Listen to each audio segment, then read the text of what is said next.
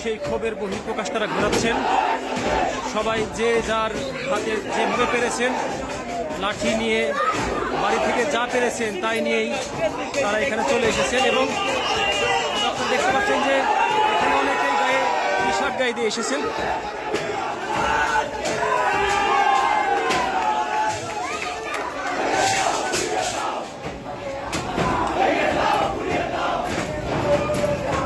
আমরা সর্বশেষ অবস্থান জানাচ্ছি, আপনারা একুশে টেলিভিশনের সাথে থাকুন সর্বশেষ অবস্থা জানার জন্য।